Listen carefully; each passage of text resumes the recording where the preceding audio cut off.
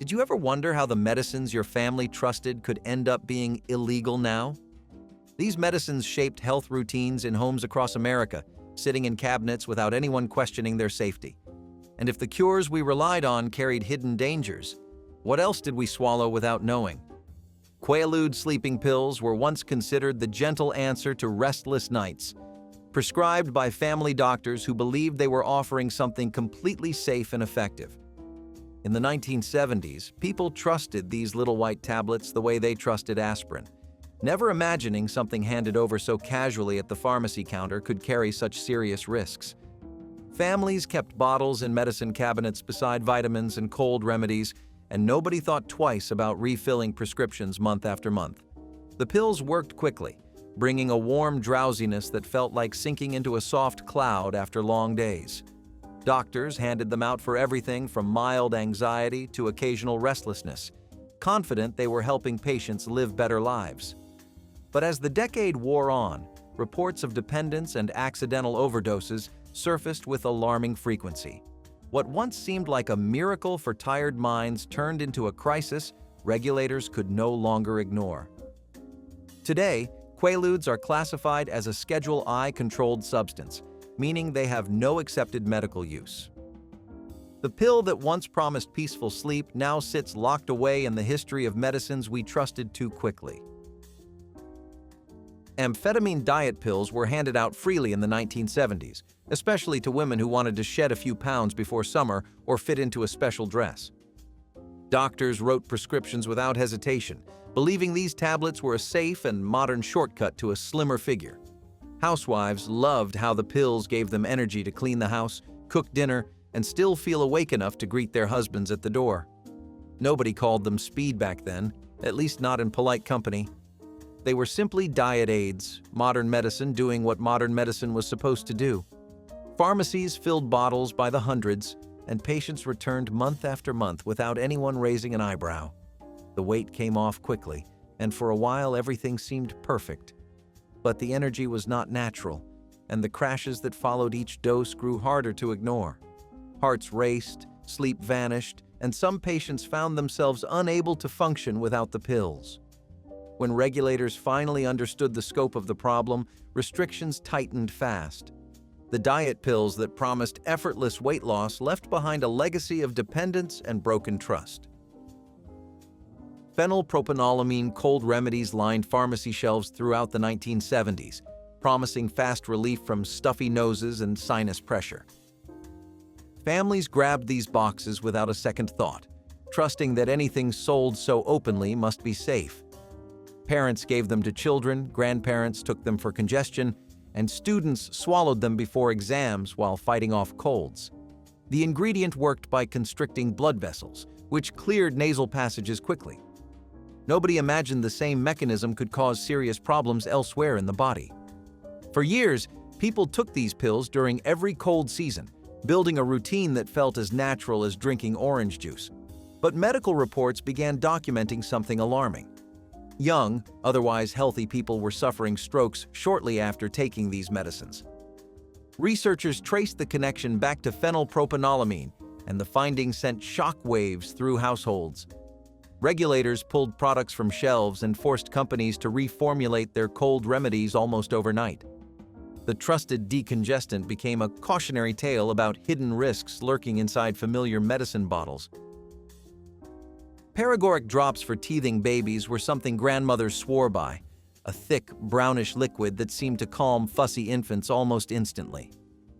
In the 1970s, parents rubbed it directly onto swollen gums without realizing they were applying a preparation containing opium. The bottle sat in medicine cabinets alongside baby aspirin and diaper cream, treated as just another tool for surviving teething.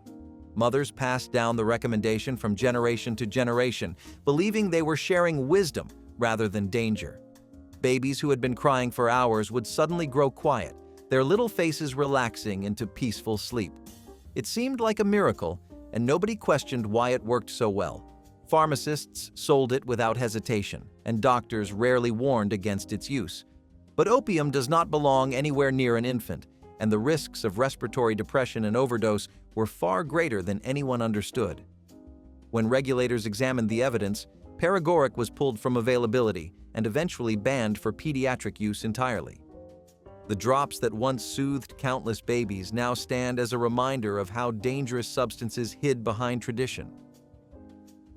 Over-the-counter codeine cough syrup was something every household seemed to have tucked in a cabinet, ready for the first sign of a stubborn cough.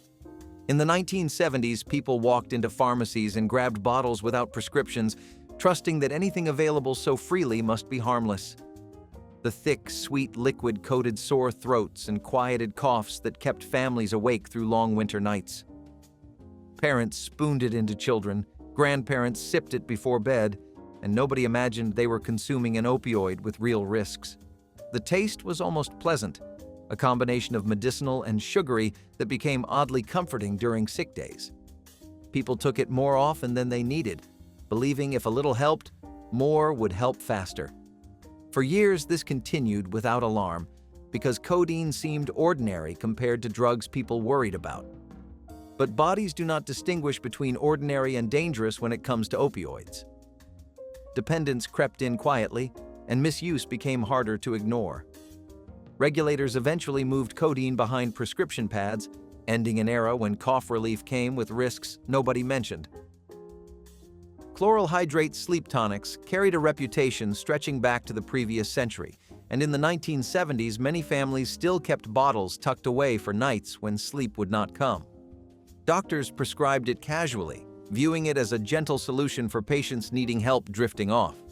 The liquid had a sharp taste that people swallowed quickly, chasing it with water to mask the burn.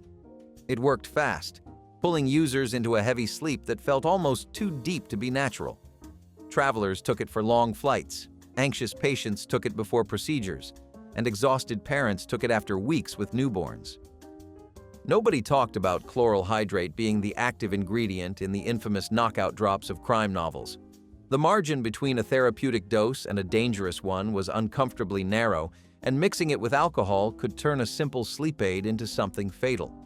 When overdose reports and accidental deaths mounted, regulators restricted access and eventually removed it from common use. The tonic that once promised rest now serves as a reminder of how easily trust can be misplaced in something familiar. Methaqualone tablets for anxiety were marketed under names that sounded clinical and reassuring, promising relief from the nervous tension that defined modern life. In the 1970s, doctors prescribed them freely, believing they had found a safer alternative to barbiturates. Patients loved how the pills melted away worry without leaving them foggy the next morning. The sensation was warm and loose, a pleasant unwinding that made stressful days feel manageable. Housewives took them before social gatherings, businessmen took them after difficult meetings, and students took them when exam pressure became unbearable. The pills seemed sophisticated, almost glamorous, associated with relaxation rather than danger. But methaqualone was not the gentle helper it appeared to be. Tolerance built quickly, and people found themselves needing higher doses for the same calm. Dependence followed tolerance, and withdrawal brought misery that drove patients back to the pills again and again. By the time regulators recognized the scope of the crisis, methaqualone had already devastated lives. Today, it sits on the list of Schedule I substances, forbidden entirely, a relic of an era when medicine moved faster than caution. Phenobarbital elixirs for fussy children were once considered a reasonable solution for parents exhausted by sleepless nights and inconsolable crying. In the 1970s, doctors prescribed these barbiturate syrups without much hesitation, believing they were helping families cope with the ordinary challenges of raising young children. The liquid came in bottles with cheerful labels, flavored to make swallowing easier, and parents measured doses with casual confidence. A spoonful before bed promised a quiet night, and desperate mothers saw nothing wrong with reaching for the bottle when exhaustion made everything feel impossible. Nobody called it sedating children back then. It was simply helping them sleep, the way a warm bath or lullaby might. But phenobarbital is a powerful drug that depresses the central nervous system, and giving it to developing brains carried risks nobody fully understood. Overdoses happened more easily than parents imagined. When awareness finally grew, restrictions tightened dramatically, and the idea of giving barbiturates to toddlers became unthinkable. Those bottles now represent a time when convenience overshadowed caution in unsettling ways. Bromide sedative compounds sat on pharmacy shelves throughout the 1970s, sold as gentle nerve tonics for anyone feeling overwhelmed by daily life. People bought them without prescriptions, trusting that something available so openly could not cause serious harm. The compounds promised calm without drowsiness, a way to take the edge off anxiety while still functioning through the day. Patients took them for weeks or months, never realizing bromide does not leave the body quickly. Instead, it accumulates slowly, building up in tissues until toxic levels trigger symptoms that seem to come from nowhere. Confusion, memory problems, skin rashes, and psychiatric disturbances appeared in patients with no idea their nerve tonic was responsible. Doctors sometimes misdiagnose these symptoms as separate conditions, prescribing more medications while the real culprit accumulated silently. By the time researchers connected the dots, thousands had suffered from bromide toxicity without understanding the cause. Regulators eventually removed these compounds from easy availability, but the damage had spread through a generation of trusting consumers. The sedatives that promised peace instead delivered a slow poisoning. Miltown tranquilizers became a phenomenon in the 1970s, prescribed so widely that taking them seemed fashionable among suburban housewives. Doctors handed out prescriptions for everything from mild nervousness to ordinary tensions of modern life, and pharmacies filled bottles by the millions. The pills promised to smooth away rough edges, leaving users calm without heavy sedation. Women talked about their Miltown prescriptions at bridge clubs and cocktail parties, treating tablets like sophisticated accessories rather than serious drugs. The name became shorthand for tranquility, appearing in magazines with surprising frequency. But meprobamate, the active ingredient, was not as gentle as its reputation suggested. Dependence developed quietly, and patients who tried to stop found withdrawal symptoms they never expected. The line between therapeutic use and problematic reliance blurred quickly, and many discovered they could no longer function without pills they once took casually. When regulators classified Miltown as controlled, the decision came with countless stories of dependence. The tranquilizer that defined an era of easy calm now serves as a warning about medicines embraced too eagerly. Darvon painkillers were among the most prescribed medications in America, handed out for everything from headaches to minor injuries to the dull aches of aging. In the 1970s, doctors viewed these pills as a safe step between aspirin and stronger narcotics, perfect for patients who needed more but not the stigma of heavier drugs.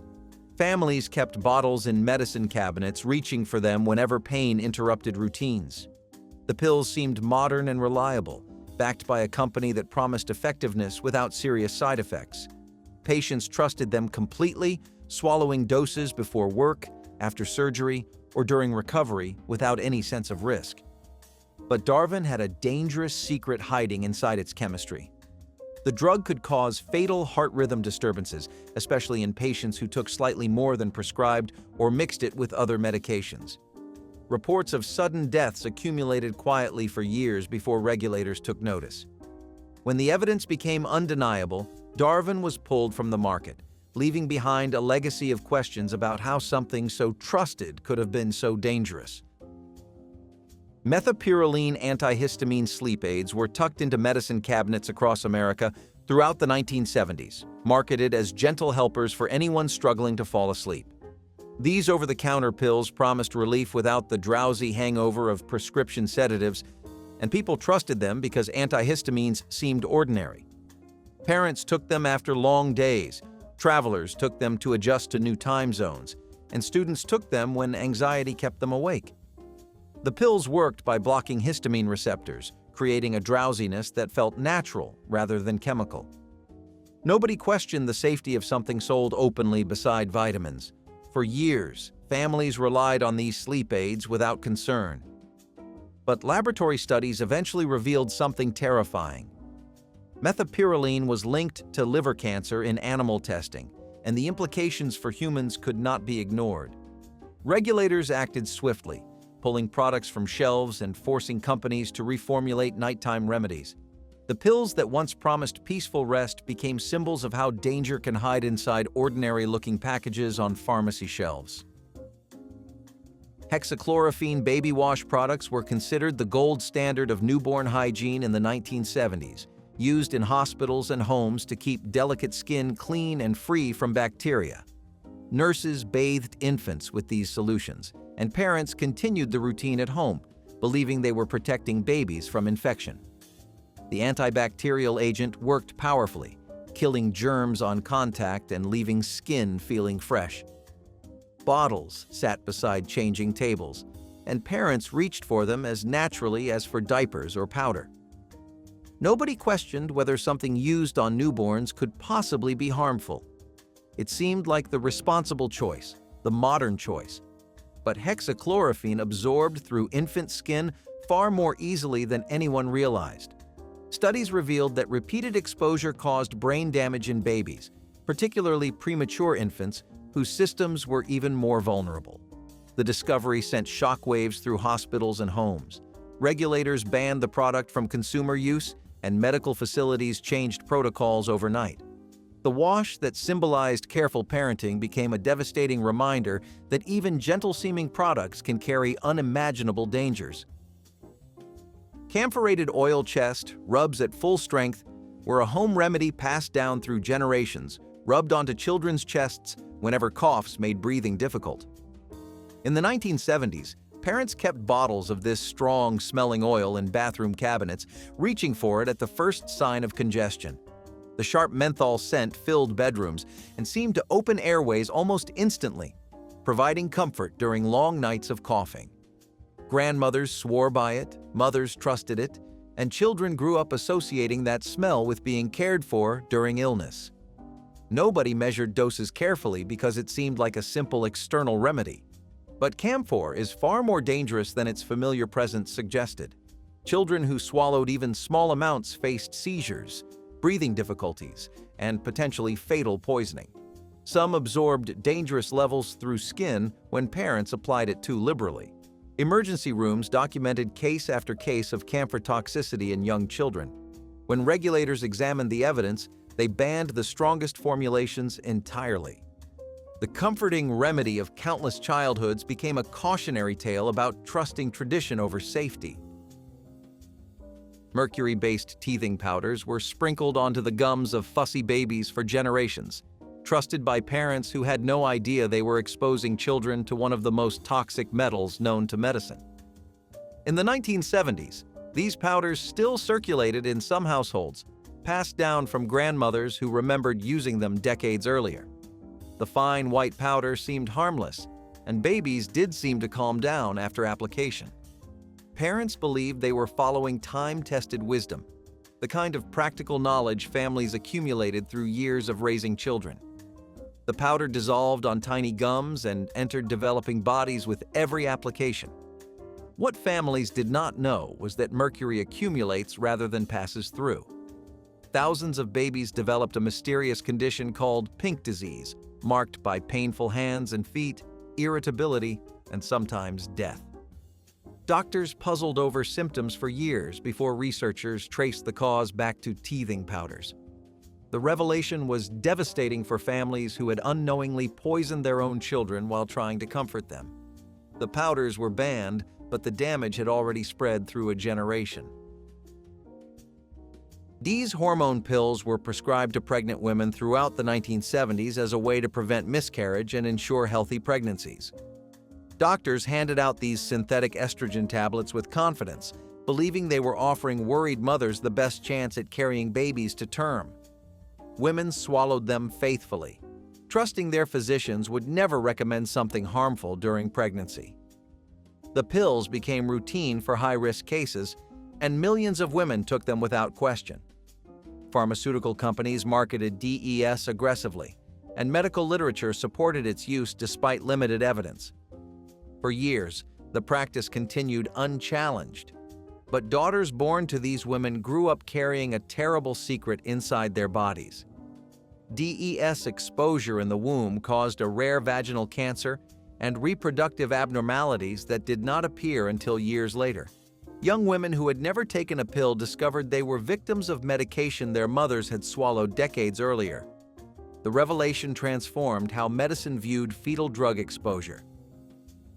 DES became one of the most tragic examples of good intentions leading to generational harm that echoed for decades.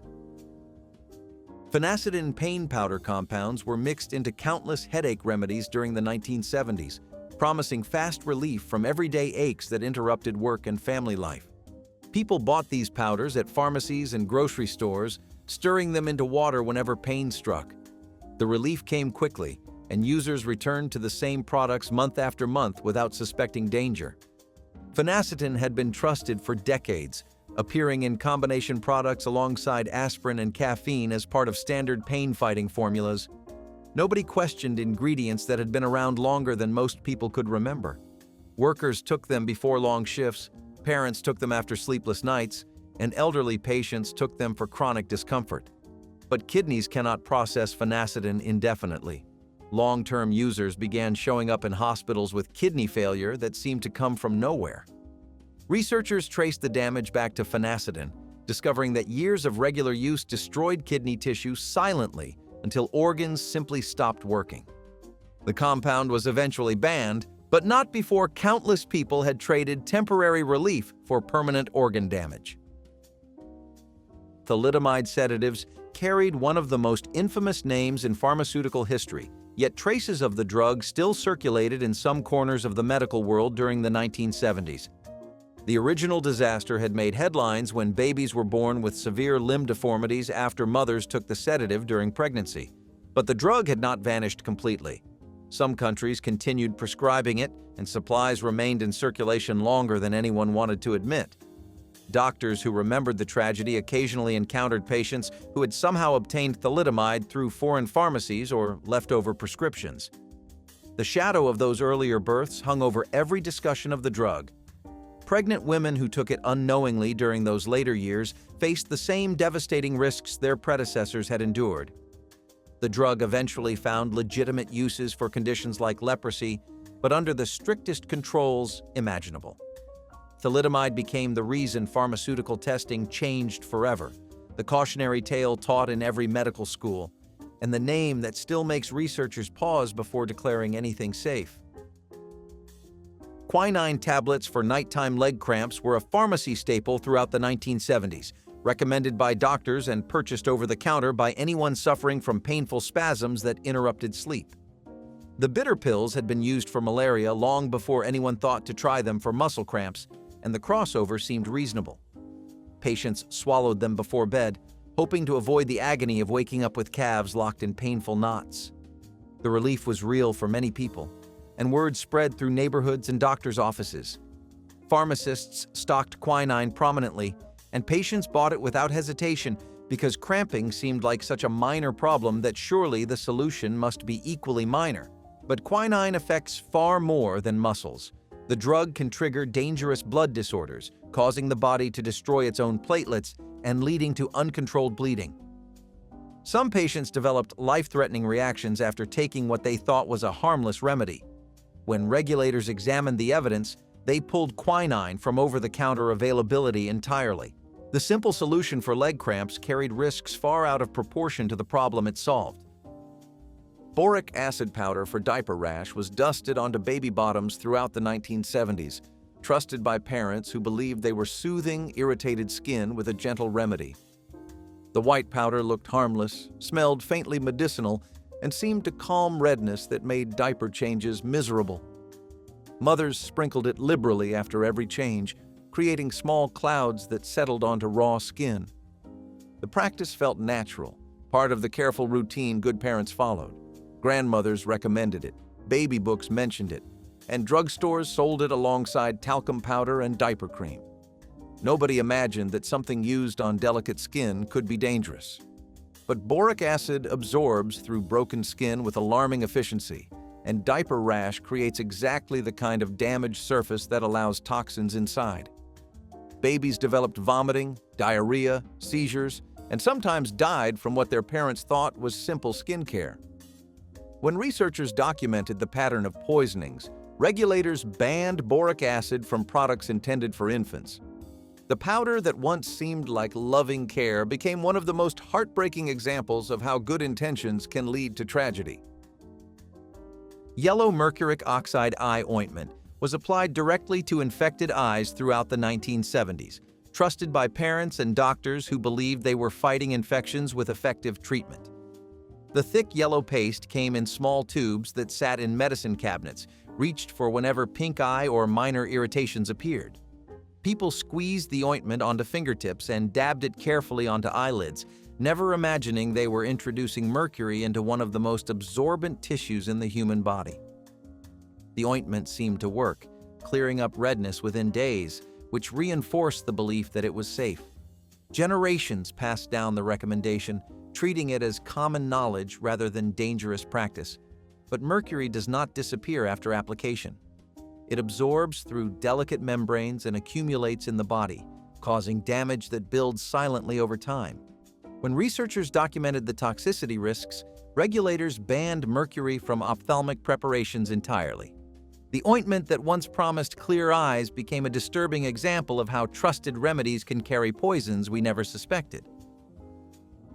High-dose aspirin for children with fever was standard practice throughout the 1970s, recommended by pediatricians and trusted by parents who wanted to bring down temperatures quickly.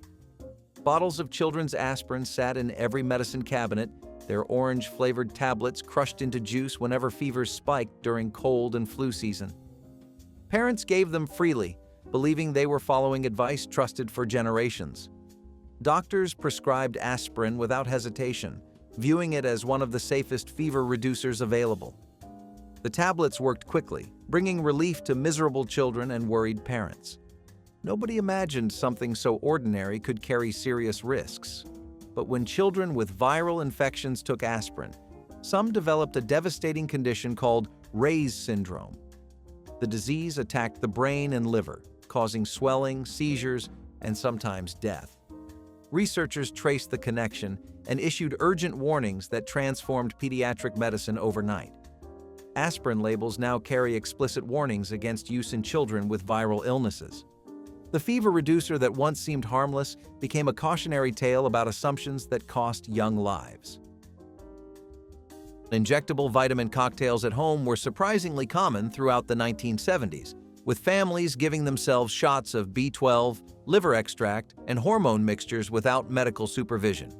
People ordered syringes and vials through mail-order catalogs or picked them up at pharmacies that asked few questions.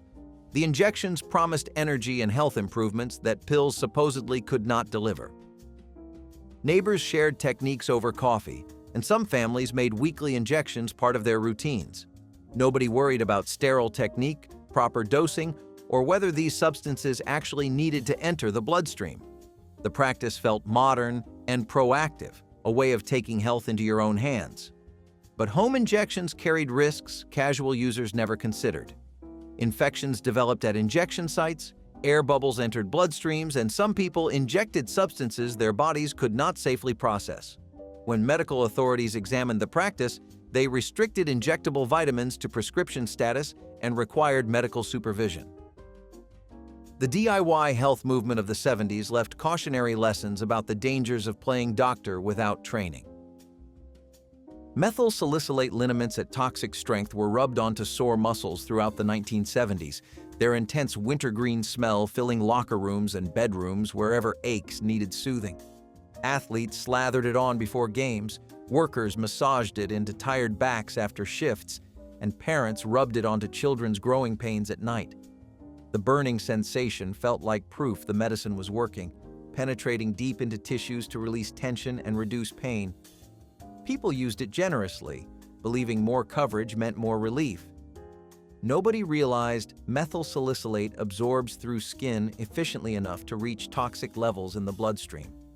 The same compound that created that cooling burn could poison internal organs when applied too liberally. Emergency rooms documented cases of salicylate toxicity in patients who had simply rubbed too much liniment onto their skin. When regulators examined concentration levels, they mandated lower limits and added warnings about maximum application. The muscle rub that promised simple relief became a reminder that even familiar remedies can cross from helpful to harmful. Chloroform-based pain liniments were rubbed onto sore muscles and aching joints throughout the 1970s, their sharp medicinal smell signaling relief to anyone who had ever pulled a muscle or strained a back. The bottles sat in bathroom cabinets and gym bags, reached for whenever physical discomfort interrupted daily life. People massaged the liniment into skin without gloves, breathing deeply as the vapors rose from their hands and filled the air. The numbing sensation felt like genuine healing, a temporary escape from pain that modern medicine seemed to promise. Nobody thought twice about the ingredient list or what chloroform actually meant for human health. Families passed bottles between generations, treating these liniments as trusted companions for active lives. But chloroform is a known carcinogen and anesthetic that absorbs through skin and enters the lungs with every breath. Long-term exposure carried risks nobody discussed on the label. When researchers documented the dangers, regulators pulled chloroform from consumer products entirely. The pain relief that once felt so trustworthy became another example of how the medicines we reached for most casually sometimes carried the greatest hidden dangers. Tris-treated children's sleepwear was once advertised as the pinnacle of safety, promising to protect kids from one of the biggest fears parents had at the time: house fires. These pajamas were soft, colorful, and seemed like the responsible choice, marketed directly to families who wanted their children to sleep safely through the night. Grandparents bought them with complete trust, believing that anything labeled flame retardant must be a step forward in home safety. But the chemical tris did not stay in the fabric. It rubbed off onto skin, onto sheets, and into the air. Children breathed as they slept. When these findings became public, the revelation shocked parents. Nationwide regulators moved quickly, banning tris-treated sleepwear and forcing companies to recall products already in homes. Those pajamas became one of the most infamous examples of how good intentions can lead to dangerous mistakes. Lard-based frosting sold in tins were the unsung stars of post-war baking aisles. Housewives praised them as miracles, ready to spread, shelf-stable, and guaranteed to make cakes look beautiful for days. They were smooth, sweet, and rich with a comforting aroma. For families still recovering from the war, they symbolized abundance, an indulgence that could turn a plain cake into something special. Advertisers sold them with smiling mothers and birthday candles, proof that convenience was the new luxury. Few realized those glossy cakes were hiding spoonfuls of industrial fat processed beyond recognition. But beneath that charm was a mess of unregulated animal fats, processed with unknown chemicals to extend shelf life. Over time, these frostings were found to be dangerously high in cholesterol and trans fats, contributing to heart disease. The same product that crowned birthday cakes with joy was silently clogging arteries across the nation. Once nutritionists connected the dots, those tins vanished from grocery shelves almost overnight. Still, for those who grew up in the 1950s, that sweet, greasy taste brings back the smell of birthdays and bake sales. It was the flavor of a time when no one read ingredient lists and when indulgence came before information. In the 1950s, music found its wings with the transistor radio, transforming beaches into personal concert venues where friends gathered, basking under the sun while top 40 tunes played, a soundtrack to youthful summers. This small device brought melodies and voices not just into homes, but into open spaces, making the world feel a touch smaller, fitting snugly into one's hand. Inventors like William Shockley gave us a tool that connected us to the outer world in a manner both intimate and expansive. The radio delivered music, news, and live sports with a static crackle, adding a layer of authenticity to every broadcast. Despite the digital age, radio's essence survives, transformed yet enduring, a testament to its role as the soundtrack of the 20th century. Letting kids ride in cars without seatbelts or booster seats was almost like breathing in the 1980s. You would pile into the back seat with your friends, maybe slide across the vinyl seats as the car turned, and nobody cared that you were bouncing around like laundry in a dryer. Parents were not negligent. They were simply operating in a world that had not yet turned safety into a second religion. Booster seats were practically unheard of, and if you were tall enough to see over the dashboard, you were tall enough to sit wherever you wanted. Today, though, the rules are carved in stone. A child without a belt is a legal crisis waiting to happen, and the idea of letting a toddler roam around the back seat would send modern authorities into a frenzy. But back then, the world felt softer. You believed that a parent's instinct was enough to keep their children safe, and that accidents were just accidents, not court cases waiting to unfold. Maybe we lost something in the shift, something about letting kids feel the world without watching it through layers of caution and regulations. Back in the 1970s, asbestos was the miracle material nobody questioned. It was fireproof, heat-proof, durable, and completely packed into everyday items like ironing board pads. If you were ironing your Sunday best or pressing collars for school, chances are you were standing over a big square of asbestos without even knowing it. The logic back then was that if something could handle heat, it was good. And asbestos? It could handle just about anything, except your lungs. That stuff did not just stay in the pad. It crumbled, it flaked, it floated right up into the air and got breathed in over and over again. Still, no one thought twice. Moms would lean over the ironing board, kids running around, windows shut, and steam rising up like a sauna of danger. It was not until years later that we figured out those innocent little chores came with a free side of cancer risk. And speaking of leaving kids in questionable situations, sometimes they were not in the house at all. Sometimes they were left in the car, alone, with the windows rolled up. In the 1950s, DDT was a household name for all the wrong reasons. Farmers, grocers, and even homemakers believed it was a miracle, a chemical that could protect crops from pests and keep fruits looking fresh for weeks. Produce was sprayed, dusted, and even rinsed in it before hitting grocery shelves. Apples gleamed brighter, tomatoes stayed red longer, and no one questioned it. You could not see the danger, and that made it easy to ignore. Decades later, scientists discovered that DDT was more than just a pesticide. It was a poison that lingered in soil, water, and even human tissue. It killed insects, yes, but it also harmed birds, fish, and people. The chemical built up in the environment until its effects could not be denied. The once fresh produce of the 1950s became a warning from history. What we cannot see can still hurt us.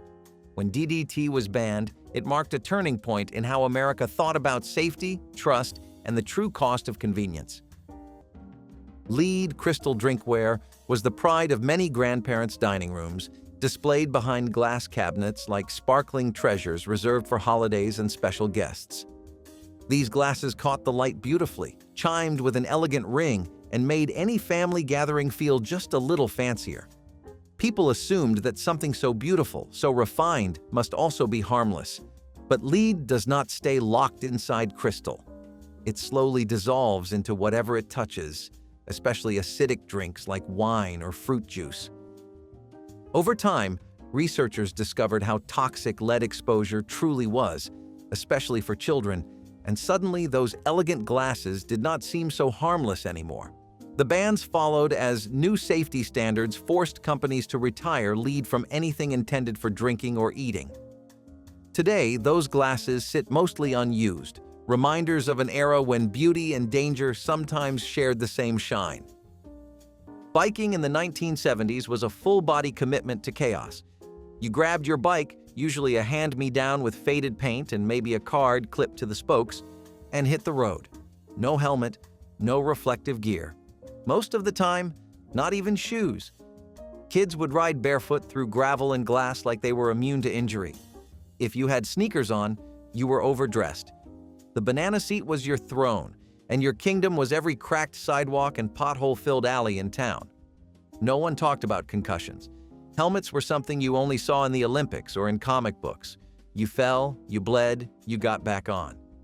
And this was not just a neighborhood thing. Some kids would bike across entire towns to visit friends or buy candy from the gas station. You might have a baseball card flapping in the spokes and a backpack full of nothing but a peanut butter sandwich and dreams. It was reckless, it was wild, and it was glorious.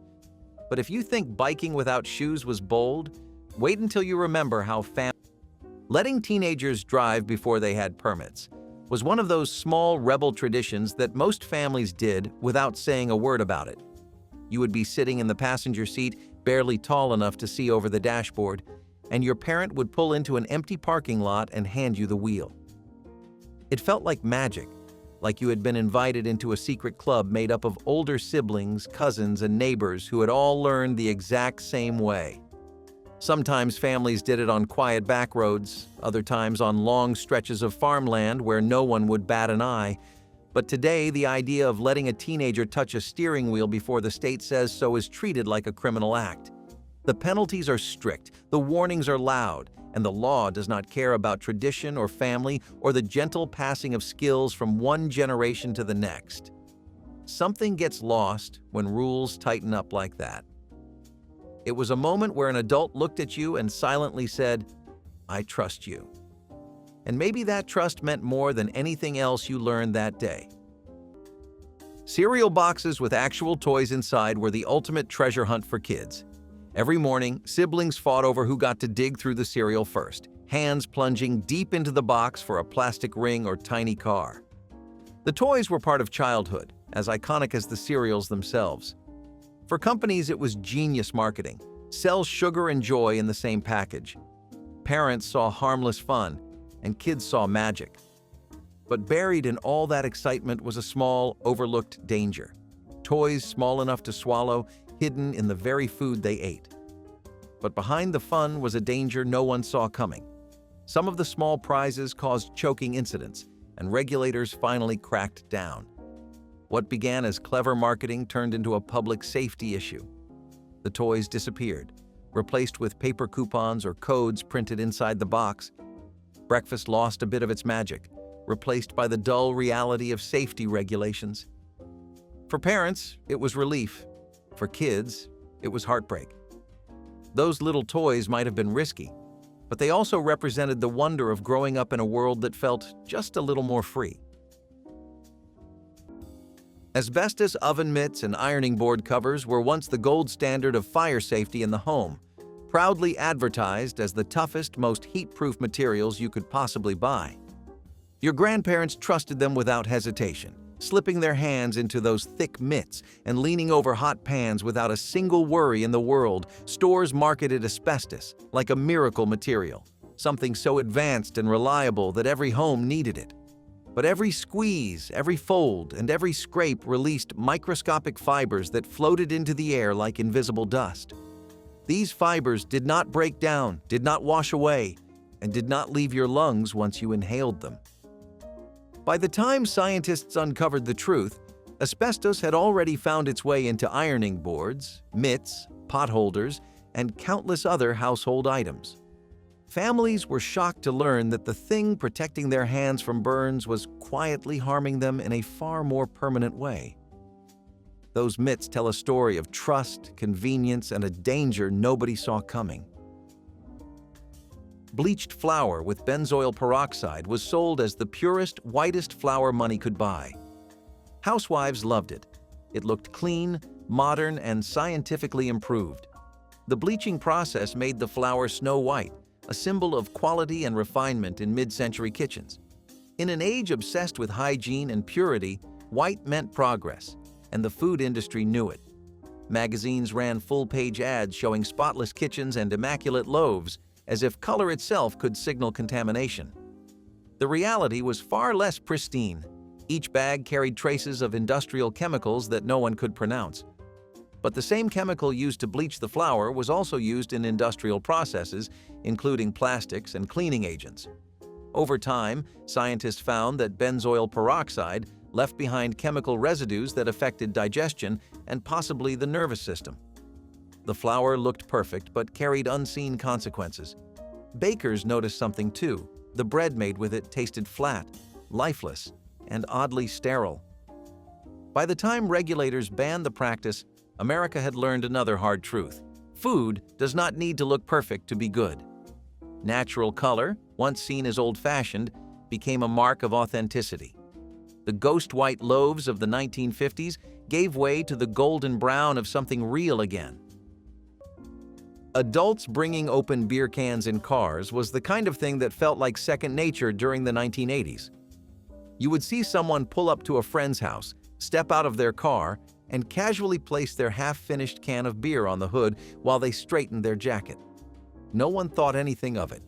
Road beers were just how things were, especially on long trips or lazy afternoons where responsibility felt like a distant rumor. It is not that people were reckless on purpose, it is that the rules were looser, the judgment was lighter, and the world simply did not carry the same anxious energy that it does today. Somewhere along the line, though, lawmakers got tired of looking at accident reports and tired of pretending that alcohol and moving vehicles could share the same space without consequences. Today, an open container violation is enough to ruin your whole week. You can get arrested, fined, or worse, depending on what the officer sees when they lean in to talk to you. In the past, adults just wanted to unwind after a long day or enjoy the breeze with something cold in their hand, and no one pointed fingers or sounded alarms over it. It says a lot about how differently we live now, how tightly the world holds on to every rule and every precaution. Maybe that is safer, but it is also a reminder that the 1980s lived in a different rhythm, one we will never fully get back. The typewriter, with its rhythmic tap-tap and the ceremonial ding at the end of a line, was the soul of written communication. From Mark Twain to the Beat Poets, it was the instrument of choice for crafting narratives. The introduction of electric models, like the IBM Selectric in the 20th century, was akin to moving from a horse-drawn carriage to a sleek automobile. Yet, the dawn of personal computing in the late 20th century gently ushered this stalwart into the shadows. Still, the typewriter remains a symbol of creativity and nostalgia, cherished by those who yearn for the tangible imprint of ink on paper. Fluoroscope shoe-fitting machines were once the height of innovation in shoe stores across the nation, turning an everyday errand into a futuristic experience. Grandparents remember sliding their feet into those wooden boxes and peering through a viewing window to see the glowing green outline of bones inside their shoes. It felt exciting, scientific, and even fun, especially for children who had never seen anything like it. What no one knew was that the glowing image came from direct exposure to X-rays. Each use delivered radiation straight to the feet, legs, and even the eyes of whoever looked through the viewer. Over time, scientists discovered the long-term dangers, linking the repeated radiation blasts to burns, bone damage, and even cancer. Regulators eventually stepped in and removed these machines from stores, but only after decades of widespread use. Those machines remain one of the most striking examples of how technological excitement can overshadow safety. Setting off homemade fireworks in residential streets was the kind of chaotic joy that defined warm nights in the 1980s.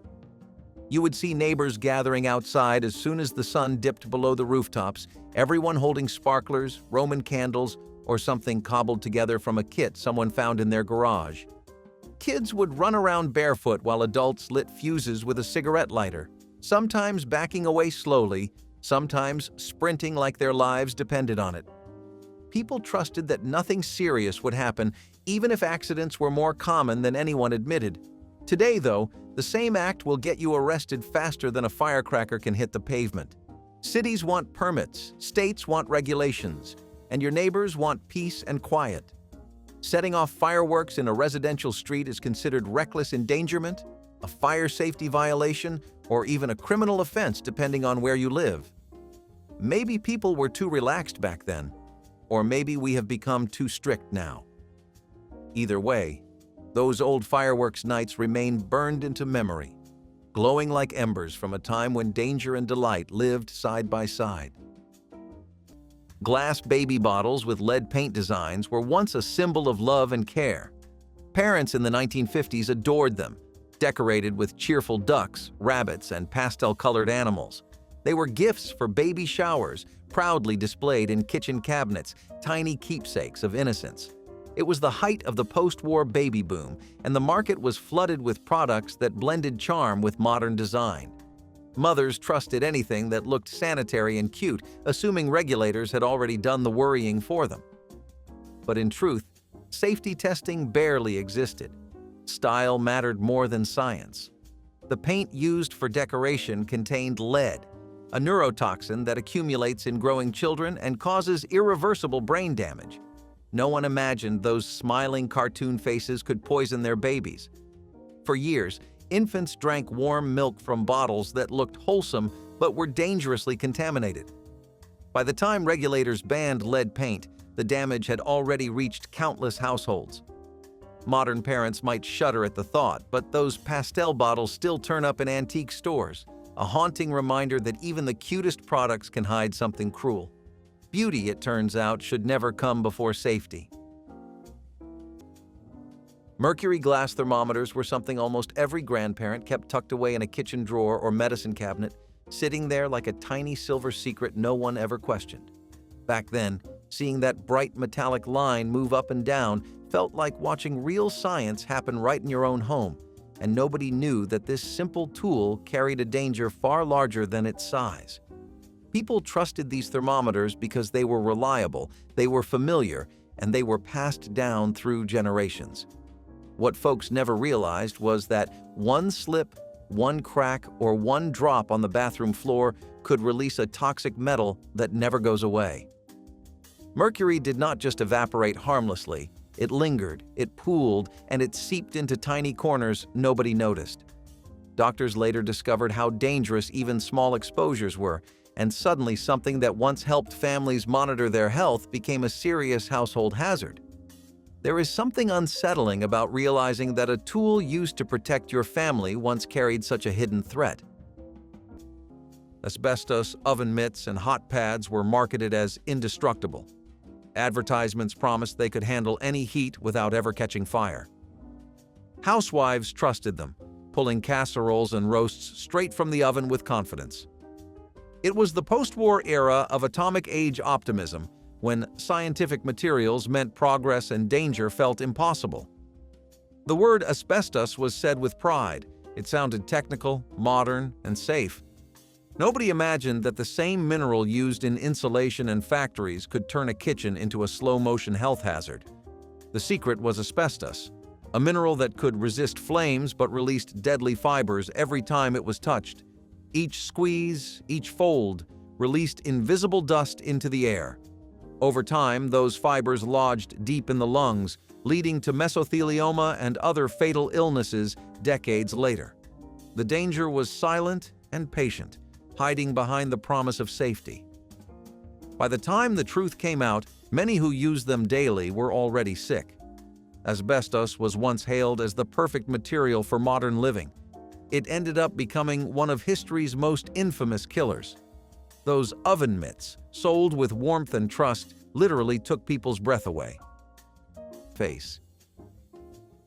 Riding in the back of pickup trucks on public roads was almost a rite of passage for anyone growing up in the 1980s. If you lived in a small town or even a suburb with a little more open road, you knew exactly what it felt like to sit on that cold metal bed, holding onto the side rail while the wind tried its best to carry you away. It was not just transportation. It was a feeling. One of those small ways the world made kids feel older than they were. Parents did not question it.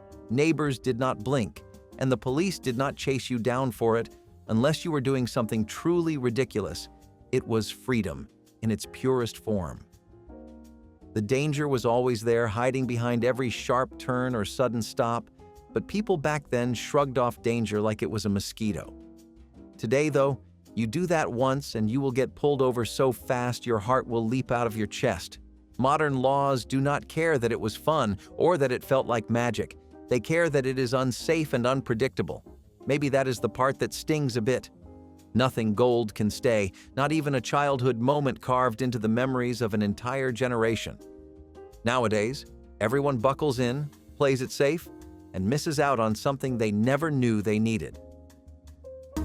The VCR, a marvel that arrived in the 1970s, was akin to a magician in a box, granting us the power to capture time itself. Suddenly, TV schedules no longer dictated our lives. We could record, rewind, and relive our favorite moments at will. The VCR was the herald of home cinema, a concept so revolutionary that even its hefty price tag couldn't dampen its allure. It's a testament to its impact that phrases like "be kind, rewind" are etched in the collective memory of a generation. As DVDs and streaming services emerged, the VCR's star faded, but its legacy of shaping family movie nights and introducing the world to video rentals lives on. Lead-soldered canned foods were once a staple in every pantry, stacked in neat rows that promised long shelf life and simple meal prep during busy times.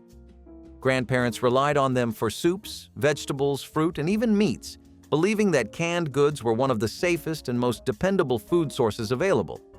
Families opened these cans daily, pouring their contents into pots without ever questioning how the can itself might affect the food.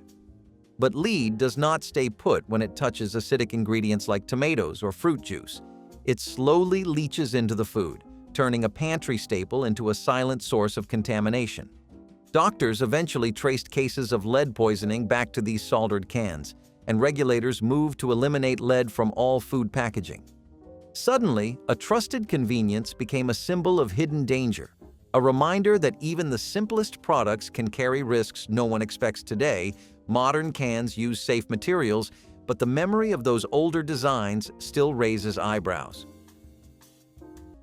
Mercury-tipped thermometers for cooking were once the gold standard of precision. Every 1950s kitchen had one. The sleek silver line inside was mesmerizing. It measured everything from candy to roast temperatures, ensuring no recipe failed. Parents marveled at the metallic shine, and kids watched the silver bead race up the tube as if it were alive. No one realized that inside that innocent glimmer was one of the most poisonous substances known to man. In homes across America, small spills turned into invisible clouds of vapor that lingered for hours, even days. But few knew that inside that little glass tube was one of the most toxic substances on Earth. Mercury, if released, could evaporate and poison the air, damaging nerves and organs. Accidents happened more often than you might think. One slip, one crack, and the shiny silver would roll across the counter like liquid metal, fascinating but deadly. Children played with it, adults brushed it off, and homes unknowingly filled with toxic vapor. Eventually, scientists proved what had long been suspected. Even tiny amounts could cause serious harm. The thermometer was replaced by safer tools, but its legacy lingered in the memories of those who grew up watching that silver line dance up and down with the heat. Buying fireworks across state lines and driving them home was just part of the summer routine in the 1980s. Families would pile into their cars, cross over into a state with looser laws, and load up on every loud, sparkling, sky-bursting firework they could get their hands on. Nobody thought of it as smuggling, even though that is technically what it was today, though. That little adventure is considered a cross-state trafficking offense, and you can get arrested just for having the wrong kind of fireworks sitting in your trunk. The laws are clearer, the penalties are heavier, and the days of bringing home a little sparkle for the kids are basically gone. It is strange how something that once felt harmless and festive became a symbol of legal trouble. People lived in the moment, trusted in the fun, and did not worry too much about what the law book said. The world felt bigger back then, and maybe a little kinder too. Unvented gas space heaters were once a lifeline during cold winters, especially in older homes that struggled to stay warm. Grandparents relied on them heavily, placing them in living rooms, bedrooms, and even bathrooms to take the edge off the chill. These heaters glowed warmly and gave the comforting illusion of safety, filling the room with steady heat that felt almost luxurious. But what families did not realize was that unvented gas heaters released carbon monoxide directly into the home. This odorless, invisible gas built up silently, especially in tightly sealed rooms where windows stayed closed against the cold. As reports of illness and fatalities mounted, regulators recognized the danger and banned these heaters in most states. Looking back, it is unsettling to imagine families sitting close to these heaters, soaking in warmth that came with a risk they could not see or smell. Today, they serve as a reminder that warmth should never come with a silent cost. Letting kids roam malls unsupervised all day was practically the unofficial hobby of the 1980s. Parents would drop you off in the morning, wave from the car window, and trust that you would be exactly where you said you would be, even though you almost definitely were not. You could walk from store to store with a soda in your hand, listen to music at the record shop, play a few rounds in the arcade, and spend hours people-watching in the food court. Today, though, letting a young child wander a mall alone is enough to trigger a welfare investigation. The same freedom that once helped kids grow independence is now seen as neglect. The world is sharper now, more suspicious, more protective in ways that would have baffled an entire generation of parents. Maybe there is a reason for that, maybe not, but that freedom taught kids how to navigate the world on their own 2 feet. It was messy sometimes, and maybe reckless, but it built memories that still make people nostalgic whenever they walk past an old storefront or hear the hum of an escalator. If any of these forgotten medicines stirred a memory, share your story in the comments. Tap like to help others discover the truth, and subscribe so you never miss the history hiding in your own medicine cabinet.